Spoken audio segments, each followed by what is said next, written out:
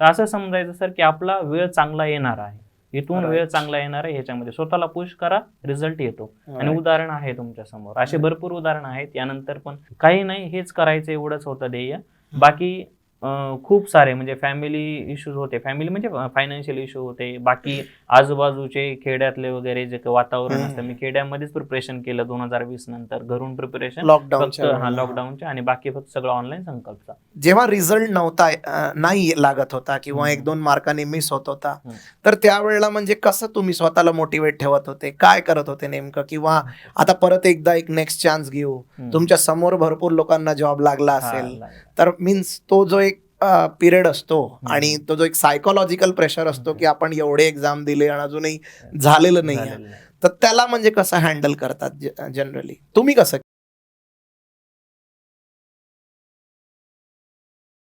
Hello friends, welcome all of you to Sankalp education. दोस्तों, जैसा कि आप सब देख ही रहे हैं, आज कोई लेक्चर नहीं है, बल्कि आज सक्सेस स्टोरी में मेरे साथ मेरे एक स्टूडेंट हैं बाला साहेब शिंदे, और आज हम बात करने वाले हैं बाला साहेब शिंदे के आईडीबीआई असिस्टेंट मैनेजर के सक्सेसफुल रिजल्ट पे। दोस्तों, एक रिजल्ट लाने के लिए कितनी मेहनत लगती है और उसके लिए किस तरह की तैयारियां ज़रूरी हैं एग्ज़ाम में, इन सारी चीज़ों को लेकर अक्सर बहुत से बच्चों के मन में काफ़ी ज़्यादा क्यूरियोसिटी होती है, बहुत सा कन्फ्यूजन होता है। लेकिन ऑब्वियसली जिस तरह से काफ़ी सारे बच्चे अलग अलग एग्ज़ाम्स के लिए संघर्ष करते हैं, इन्हीं बच्चों में से बहुत से ऐसे भी हैं जो इन एग्ज़ाम्स में एक सक्सेसफुल रिजल्ट लेकर आते हैं। और ऐसे ही एक विद्यार्थी आज हमारे साथ है, बाला साहेब शिंदे। बाला साहेब शिंदे ने अपनी स्कूलिंग जो है बीड डिस्ट्रिक्ट से कंप्लीट की। उसके बाद इन्होंने डिप्लोमा किया मैकेनिकल इंजीनियरिंग में, और उसके बाद पंढरपुर के पास एक सिंहगढ़ कॉलेज है, वहाँ से इन्होंने अपनी इंजीनियरिंग भी कंप्लीट की। मैकेनिकल ब्रांच वाज हिज स्पेशलाइजेशन। करीबन एक 2-2.5 साल पहले से ये संकल्प एजुकेशन के साथ जुड़े, जहाँ पर इन्होंने अपनी बैचेस कंप्लीट की।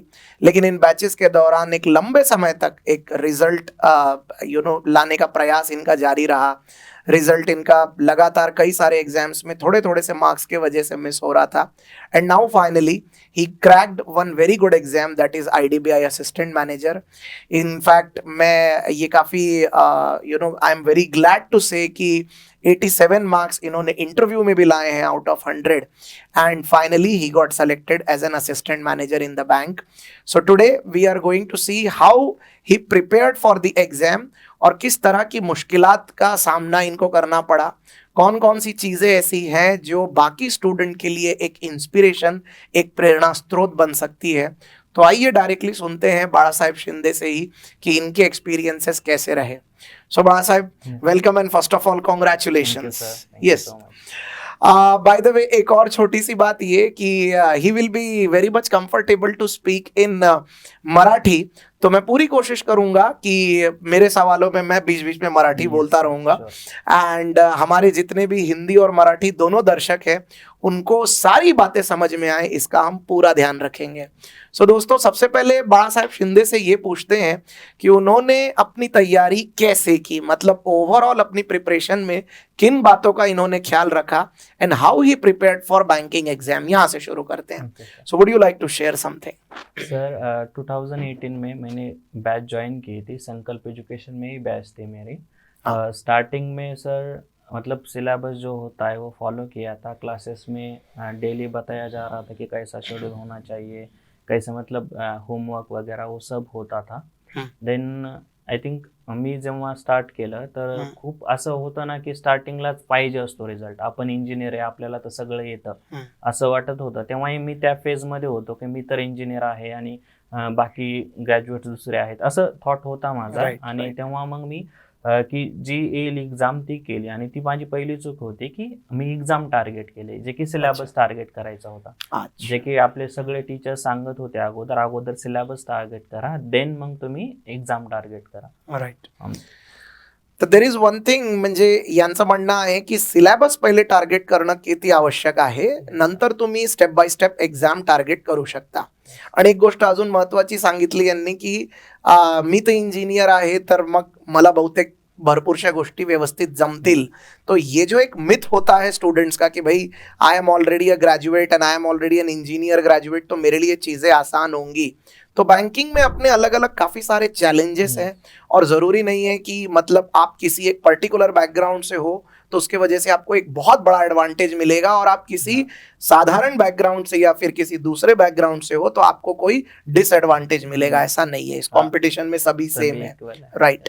तो जैसे एक बीइंग एन इंजीनियर जो आपको लगा कि आपको जहां बेनिफिट मिलना चाहिए, तो कौन से एरिया में आपको लगता था कि आपको ज्यादा बेनिफिट मिलेगा बीइंग एन इंजीनियर? तो सर मैथ में क्वांट में मिल जाना चाहिए था. Right. वो मिला था, बट इंग्लिश में मुझे बहुत ही कम मार्क्स आ रहे थे. राइट. मतलब एक रिजल्ट ऐसा था कि मुझे 2.5 मार्क्स आए थे इंग्लिश में.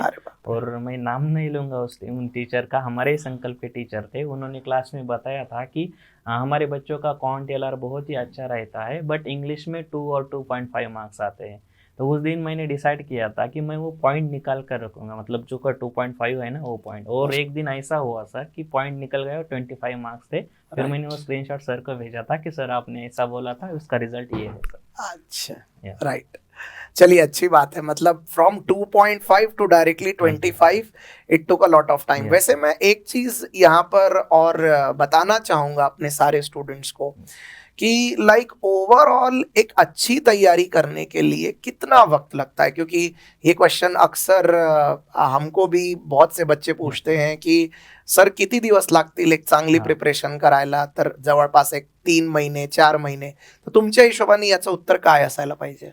सर फ्रँकली सर, म्हणजे जर टीचर्सला फॉलो जर केलं कंटिन्यू, जे टीचर्स जे सांगतायत, सपोज 4 महिन्याची बॅच असेल आपली, 3-4 महिन्याची, ती व्यवस्थित फॉलो केली आणि देन 4 महिन्याचं प्रॉपर प्रिपरेशन, त्याच्यामध्ये आपले काही डाऊट्स आहेत किंवा काही लूप होल्स आहेत ते भरून काढायचे आणि प्रॅक्टिस करायची, आणि त्याच्यानंतर एक्झामवर शिफ्ट व्हायला पाहिजे. म्हणजे 1 वर्षाचा प्रॉपर वेळ ह्या कॉम्पिटिशन बघता 1 वर्षाचा प्रॉपर वेळ दिला पाहिजे, त्यामध्ये होऊ शकतं. म्हणजे एका वर्षाचा प्रॉपर वेळ जर का दिला तर क्लर्क किंवा पीओ लेवल पर्यंत पण एक व्यवस्थित तयारी. कन्सिस्टन्सी मॅटर करते खूप जास्त, आणि टीचर्सची गाईडलाईन्स व्यवस्थित फॉलो करायला पाहिजे. इथे कसं होतं सर, 2 महिने झाले बॅचच्या नंतर तर मुलं मुली किंवा ते त्यांचं ओन बघतात सर. ग्रुप असतो, कोणी सिनियर हे सांगतं ते सांगतं, अशा पद्धतीने जातात. हा, ते नाही व्हायला पाहिजे, आणि ते मी केलंय, मी चूक केली, त्यामुळे मी इथे हायलाइट करतो की तसं नाही झालं पाहिजे. Right. So he has highlighted one very important thing. इनका बोलना है कि जैसे 2 महीने अगर आप कोई एक बैच कर लेते हो, हमारे जितने हिंदी भाषी स्टूडेंट हैं उनके लिए मैं जस्ट कन्वर्ट करना चाहूँगा कि अगर आप कोई बैच 2-2.5 महीने कर लेते हो और उसके बाद तुरंत आप एग्जाम पे जम करते हो, या आपके कोई और सीनियर्स आपको ये सजेस्ट करते हैं कि अब आपको तुरंत एग्जाम पे जाना चाहिए, तो जल्दबाजी ना करें. आप अपने किसी एक्सपर्ट से सलाह लें और उसके बाद फिर अपने एग्जाम की तरफ आप आगे बढ़ सकते हैं. बाय द वे, मतलब आपके लिए सबसे ज्यादा टफ कौन सा सब्जेक्ट था? अगर हम ये बोले कि English, maths, reasoning, general awareness. English ही था. इंग्लिश ही था. बहुत पहले लगता था कि इंजीनियर हूँ, सब इंग्लिश आ जाएगा, बट बहुत ही डिफरेंस है, मतलब वो इंग्लिश में और ये इंग्लिश में. राइट. तो फिर ये एक बात मतलब सच में हर कोई जानना चाहेगा, क्योंकि इंग्लिश आमतौर पे सबके लिए ही कहीं ना कहीं एक थोड़ा सा डिफिकल्ट एस्पेक्ट रहता है. तो आपने जैसे बोला कि आपको 2.5 का स्कोर था, 2.5 से फिर आप 25 तक पहुंचे, तो किन बातों का ध्यान रखा आपने? कैसे किया ये 2.5 से 25? सर लॉकडाउन लगा था, सबके लिए बहुत ख़राब है, मेरे लिए पॉजिटिव रहा, मैंने उसका यूटिलाइज अच्छे से किया. मैंने सर नाउन से स्टार्ट किया था आफ्टर लॉकडाउन. देन फिर सारा ग्रामर वगैरह हुआ, डेली का रूटीन था कि मैं रीडिंग वगैरह 1 आवर. यहाँ पे वो ये होता है की बच्चों को रीडिंग बोलते हैं ना, तो बच्चा एक तासामध्ये फक्त हेडलाईन वाचतो मुलगा, आणि हेडलाईन वरून कळतं की मी 1 तास रीडिंग केली, असं नाही ना सर. स्पेसिफिक एखादं आर्टिकल वाचलं तर त्याचा फायदा होईल. बट मी असं स्ट्रॅटेजी केली होती की एक मला डेली क्विज द्यायची, जी फुल लेंथ असेल इंग्लिशच्या बाबतीत, 20 मिनिटाची 30 क्वेश्चन असे क्विज, त्यानंतर त्याचं व्यवस्थित ॲनालिसिस, देन त्यानंतर एक तास रीडिंग प्रॉपर. पण रीडिंग असं नाही की त्यात कंटिन्यू त्या पिरियडमध्ये, तिथे नाही, म्हणजे जेव्हा मला बोर होईल तेव्हा मी रीडिंग करायचो.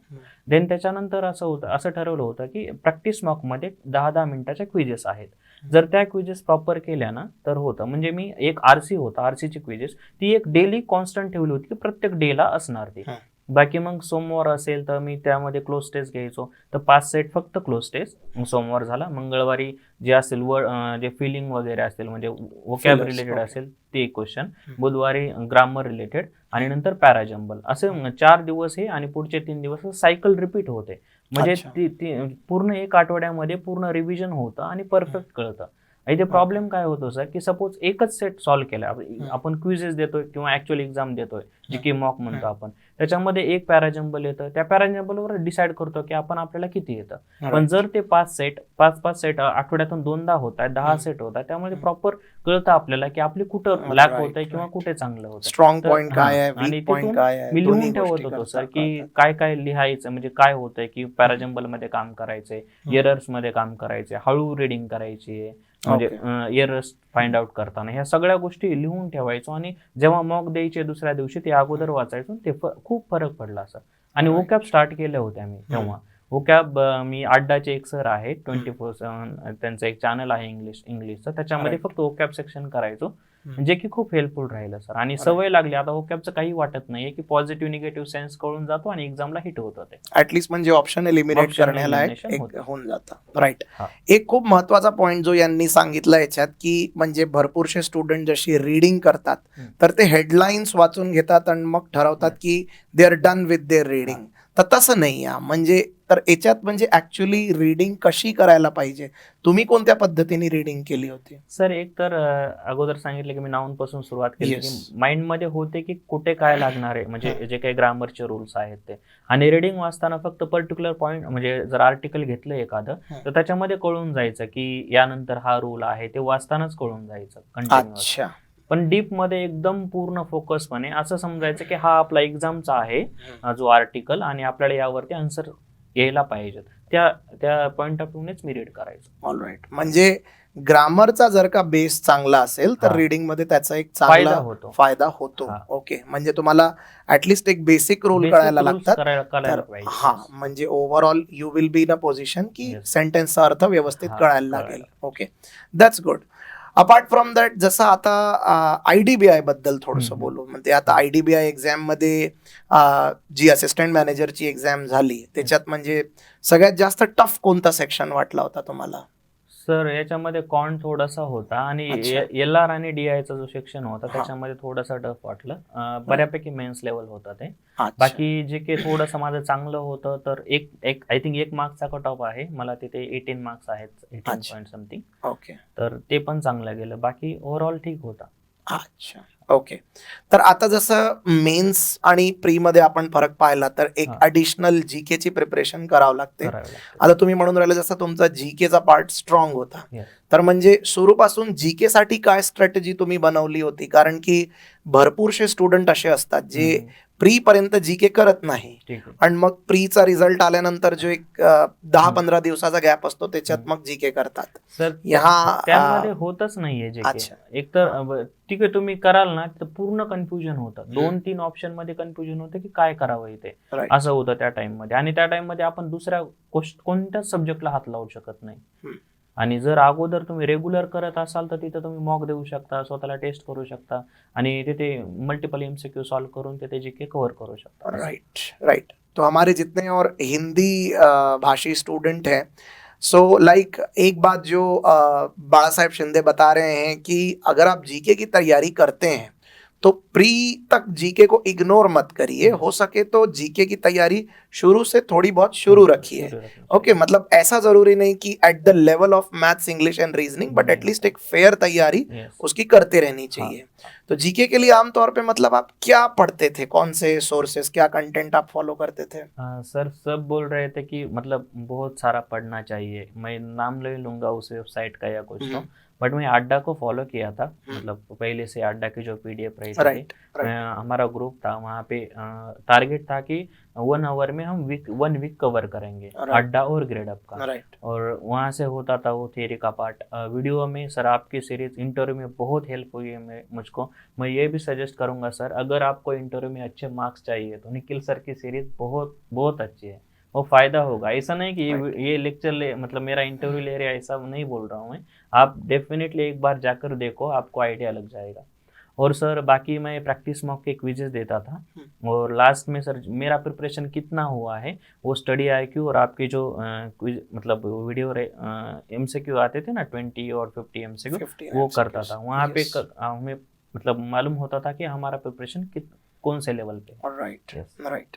IDBI में एक और चीज जो बाकी सारे स्टूडेंट्स को आई एम श्योर पता होगी ही, कि जो रिटर्न का जो हमारा स्कोर था उसका 2/3 कैलकुलेट हो रहा था, और इंटरव्यू को एक 100 मार्क्स थे और उसका 1/3 कैलकुलेट होने वाला था।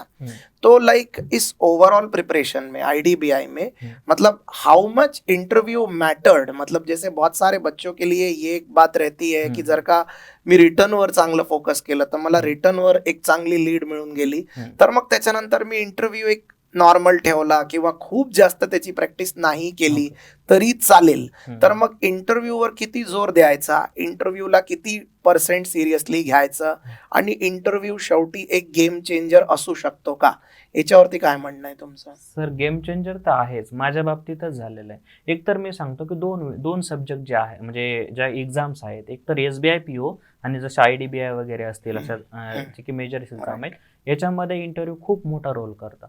मला म्हणजे 74.25 चा कट ऑफ होता EWS चा, मला 75 होते, म्हणजे 0.75 ची लीड होती मला फक्त, आणि माझं सिलेक्शन जे पूर्णपणे झालंय ना ते इंटरव्ह्यूवरच झालेलं। आता ओव्हरऑल मध्ये मला 3 मार्क्सची लीड आहे बिकॉज ऑफ इंटरव्ह्यूचे मार्क्स खूप जास्त महत्वाचे आहेत। आणि लास्ट इयर सर मी कंपॅरिझन केलं होतं की SBI पण खूप चांगले मार्क्स देतात इंटरव्ह्यू मध्ये, 48 आउट ऑफ 50 SBI चे 50 मार्क्स असतात, तर त्यामध्ये पण खूप जास्त महत्वाचा इंटरव्ह्यूचा रोल। राईट, हा इंटरव्ह्यू करायला पाहिजे, आणि आतापासून जर केलं ना तर होतं। मी खूप जास्त प्रॅक्टिस केली होती, तुमच्याकडे मॉक दिले होते, आकाश सरांनी पण माझा एक मॉक घेतला होता, परत पूर्वा गोयल मॅमने, संकल्प कडून खूप जास्त हेल्प झाली होती मला इंटरव्ह्यूला, आणि त्याचं म्हणजे जे काही रिझल्ट आहे ते समोर आहे सर। राईट। तर आता जसं IDBI now he got selected in IDBI, we would also like to know कि फ्यूचर प्लानिंग अभी क्या है, बिकॉज आय थिंक MSc चा पण इंटरव्ह्यू तुमचा झालेला आहे, त्याचाही रिझल्ट अवेटिंग आहे, सो लेट्स विश की त्याच्यातही काही सिलेक्शन होऊन जाईल। ओके, तर मग आता पुढे काय प्लॅनिंग आहे, म्हणजे IDBI बद्दल how much positive you are, की हा पण एक प्रश्न मी आता पाहिला आहे, भरपूरसे विद्यार्थी हे विचारून राहिले की आता ही एक प्रायव्हेट बँक आहे तर मग त्याच्यात आपण कंटिन्यू करायला पाहिजे की नाही, की अजून IBPS क्लर्क किंवा SBI क्लर्क किंवा PO कडे आपण अजून थांबायला पाहिजे, त्याची प्रिपरेशन करायला पाहिजे, तर याच्यावरती एक राईट बॅलन्स किंवा एक राईट चॉईस काय असायला पाहिजे तुमच्या हिशोबाने? सर एक तर प्रायव्हेट बँक म्हणणं चुकीचं आहे IDBI ला, पहिली गोष्ट जे काही आहे म्हणजे सपोज जे रिक्रुटमेंट प्रोसेस आहे जी नॅशनलाइज बँकची आहे किंवा काय, ते सगळ्यांचा पे स्केल वगैरे सगळं सेम आहे, फक्त काय की स्टेक जो आहे फक्त गव्हर्नमेंटचा स्टेक म्हणजे तो पेपरवरती प्रायव्हेट आहे, ती राईट, गव्हर्नमेंटचा स्टेक 51% पाहिजे, तर इकडे किती 48 पॉईंट समथिंग आहे, ठीक आहे, 2-3 टक्क्याने असा काहीच फरक पडत नाही। जी सॅलरी इनफॅक्ट इकडे IBPS PO ला जेवढी सॅलरी त्याच्यापेक्षा जास्त सॅलरी IDBI ला, राईट। आणि शेवटी सर हेच बघताना की महिन्या शेवटी क्रेडिट किती होते अकाउंटला, ते पण एक आहे, आणि फ्युचर मध्ये सर ग्रोथ खूप चांगली आहे IDBI मध्ये, हा, आणि पुढे पण आहेत सर प्लॅन्स।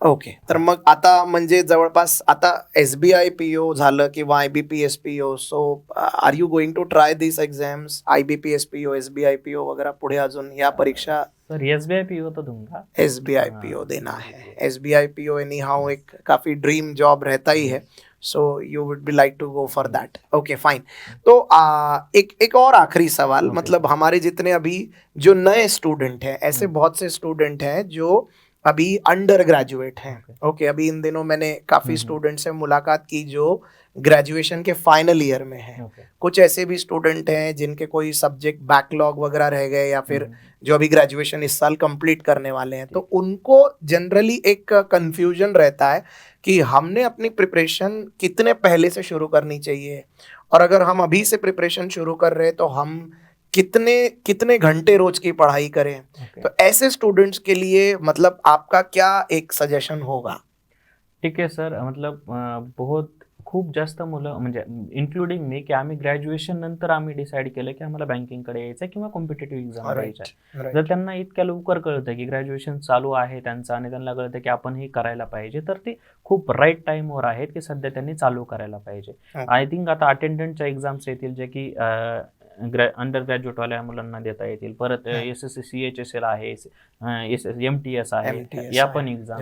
आणि जेव्हा तुम्ही ग्रॅज्युएशन कम्प्लीट होईल ना, हे एकदम असे क्रीम क्राऊड असेल सर, की एक्झाम द्यायची, हिट होणार आणि सिलेक्शन असं.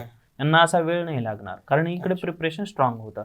फक्त एवढं ना, याच्यामध्ये सिरियसनेस कमी होतं सर. मी तर अंडर ग्रॅज्युएट आहे, मला खूप वेळ आहे, इथे मी मुलं बघतोय ज्यांना 25-26 वर्ष झाले, ते करतायत, मला खूप वेळ आहे, असं ॲटिट्यूड असेल ना, तर तो 25-26 नाही, तुझे 27-28 कधी होतात कळत नाही त्या फेजमध्ये. मग ती फेज एकदम खराब राहते. तर त्यामुळे असं एक ॲटिट्यूड पाहिजे की नाही, ग्रॅज्युएशन संपलं, इनफॅक्ट ग्रॅज्युएशन मध्येच मी रिझल्ट काढेल आणि परत मी ॲडिशनली ग्रॅज्युएशन संपल्यानंतर जे काही SBIPO असेल किंवा काय, जर ज्यांचं ग्रॅज्युएशन आहे ना चालू, त्यांनी ते टार्गेट हायस्ट ठेवायला पाहिजे. एक तर SBIPO, CGL ठेवायला पाहिजे किंवा IBPS, कारण की तेवढा वेळ असतो, सफिशियंट वेळ असतो, त्यांनी ते ट्राय केलं पाहिजे. ओके. फक्त ॲटिट्यूड सर, ॲटिट्यूड चेंज नाही झाला पाहिजे. कन्सिस्टन्सी तुम्ही 3 or 4 hours बी करा जे की ग्रॅज्युएशन चालू असेल, पण एकदम चांगलं करा. बाकी गाईड देण्यासाठी तर खूप सारे आहेत. राइट. ओके. एक शेवटचा प्रश्न, अजून एक लास्ट सवाल मैं और जानना चाहूंगा, बिकॉज तुम्ही एक सिग्निफिकंट वेळ घेतला, म्हणजे जवळपास 2.5-3 वर्ष आपली प्रिपरेशन राहिली. तर या मदत आय एम शुअर म्हणजे almost dozens of exam you must have appeared for, पुष्कळ एक्झाम्स यांनी दिल्या. तर म्हणजे जेव्हा रिझल्ट नाही लागत होता किंवा 1-2 मार्कांनी मिस होत होता, तर त्यावेळेला म्हणजे कसं तुम्ही स्वतःला मोटिवेट ठेवत होते, काय करत होते नेमकं? किंवा आता परत एकदा एक नेक्स्ट चान्स घेऊ, तुमच्या समोर भरपूर लोकांना जॉब लागला असेल, तर मीन्स तो जो एक पिरियड असतो आणि तो जो एक सायकोलॉजिकल प्रेशर असतो की आपण एवढे एक्झाम दिले आणि अजूनही झालेलं नाही, तर त्याला म्हणजे कसं हँडल करतात जनरली, तुम्ही कसं केलं? सर, लॉकडाऊन लागलं होतं 2020ला. तेव्हा मी ग्रुप बनवला होता की करंट अफेअर्स डिस्कशन वगैरे होणार होतं. तर झूम मीटिंगमध्ये होतं, एक 40-50 म्हणजे स्टुडंट्स होते, त्यामध्ये करत होते. मी लीड करायचो सर, पण भरपूर लोकांचा रिझल्ट आला, माझा आला नाही. तो सगळ्यात बॅड फेज होता माझा, की माझे सगळे मित्रांचा रिझल्ट येतोय किंवा मी लीड करतोय आणि माझाच रिझल्ट नाहीये, किंवा प्रत्येक जण कॉल करतोय आणि रिझल्ट आला का. आणि काही काही असे असतात सर की मुद्दामून कॉल करणार, त्यांना माहिती आहे की रिझल्ट नाही आला, पण ते परेशान करण्यासाठी मुद्दामून कॉल करणार. काही होते हितचिंतक की ज्यांनी खरंच आतापर्यंत म्हणजे सोबत आहेत ते, आणि तो बॅड फेज होता. त्यानंतर सर एकच होतं की आपल्याला दुसरं काहीच नाहीये, याशिवाय दुसरं काहीच नाही. मेकॅनिकल मधलं ठीक आहे सगळं होईल, काही ना काहीतरी आहे, ती चांगली डिग्री आहे, बट करायचं होतं यामध्येच करिअर. तर काही नाही, हेच करायचं, एवढंच होतं ध्येय. बाकी खूप सारे म्हणजे फॅमिली इश्यूज होते, फॅमिली म्हणजे फायनान्शियल इश्यू होते, बाकी आजूबाजूचे खेड्यातले वगैरे जे वातावरण असतं. मी खेड्यामध्येच प्रिपरेशन केलं 2020 नंतर, घरून प्रिपरेशन फक्त लॉकडाऊनच्या, आणि बाकी फक्त सगळं ऑनलाईन संकल्पचा. आणि त्यामध्ये असं होतं ना की सगळे नातेवाईक फक्त विचारायचे पप्पांना वगैरे की कसं काय करतो, इंजिनियर आहे आणि त्यांनी इंजिनिअरिंग करायला पाहिजे, आणि भरपूर असे लोकही होते. आता सर असं नाही सांगायला पाहिजे, पण मी सांगेल कारण पप्पांना खूप टॉर्चर झाले त्या बाबतीत, की आता सर जेवढी माझी सॅलरी कटते ना सर, ते त्यांच्या मुलांचा पगार आहे सर. तर मग ते मी अचीव्ह केलं. मग सॅलरीच्या टर्म्स मध्ये नाही म्हणत आहे मी, पण आहे, वेळ उत्तर देते सर. आणि असंही सांगेल की सपोज ज्यांना पुष्कळ वेळ झाला की प्रिपरेशन करून की काय कसं काय आहे, तर त्यांना एकच सांगेल की अशी पेज येईल की फायनान्शियल कंडिशन किंवा बाकी सगळीकडून प्रेशर, तर असं समजायचं सर की आपला वेळ चांगला येणार आहे, इथून वेळ चांगला येणार आहे, ह्याच्यामध्ये स्वतःला पुश करा, रिझल्ट येतो. आणि उदाहरण आहे तुमच्या समोर, असे भरपूर उदाहरण आहेत, यानंतर पण इंटरव्ह्यू होतील. Of course, means there are many more students. So English में एक अच्छी कहावत है कि पेशेंस ऑलवेज पेज. तो ये एक अच्छा सेट एग्जाम्पल है हमारे सामने कि अगर आप थोड़ा रुकते हैं, अगर आप अपनी कमियों पे लगातार काम करते रहते हैं, और इवन इफ आपका रिजल्ट नहीं आया, कोई बात नहीं, एक ऑल इंडिया रैंकिंग पे आप एक कंपटीशन का हिस्सा हैं, तो there are very high chances कि किसी ना किसी कारण से हमारा कोई रिजल्ट मिस हो सकता है. तो अगर ऐसा होता भी है तो बिल्कुल डिस्करेज नहीं होना है, निराश नहीं होना है, लगे रहना है। और बैंकिंग में अच्छी बात ये है कि लाइक नंबर ऑफ अटेम्प्ट्स की भी हाँ, कोई परेशानी नहीं है परेशानी लाइक नहीं है। बाकी अदर एग्जाम्स की तरह। So you can try one or the other exams, you can rebuild your strategy and once again you can start once again, right. तो ये एक अच्छी बात है। सो एनीवेज आई थिंक यानी काफ़ी वक्त लिया हमने, और आज यानी एक अच्छी बात हमको समझ में आई है कि लाइक काफ़ी अगर बहुत सारे रिजल्ट नहीं भी आए तब भी हमें सिर्फ एक रिजल्ट अच्छा चाहिए फॉर आवर सक्सेस, राइट। तो बाला साहेब शिंदे ने हमारे साथ आज अपने अनुभव शेयर किए, इसके लिए वंस अगेन पूरे संकल्प टीम के तरफ से आपको सबसे पहले तो बहुत बहुत बधाइयाँ। And then after that we wish you all the best for all your future endeavours, and we want कि आगे ऐसे ही और आप रिजल्ट लाते रहे।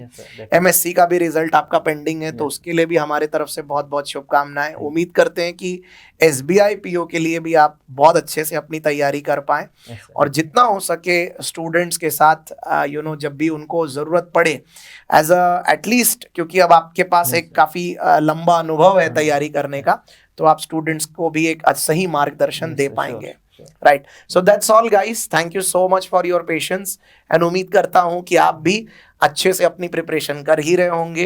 एंड इन केस अगर किसी भी तरह का कोई डाउट हो या कोई भी सवाल अगर आप जानना पूछना चाहें, सो ऑफ कोर्स आप हमारे नंबर पे भी कांटेक्ट कर सकते हैं और अपने डाउट्स पूछ सकते हैं। So thank you so much once again, and see you once again in the next video किसी और कैंडिडेट के साथ उसकी सक्सेस स्टोरी जानेंगे। तब तक के लिए टेक केयर, जय हिंद एंड जय महाराष्ट्र।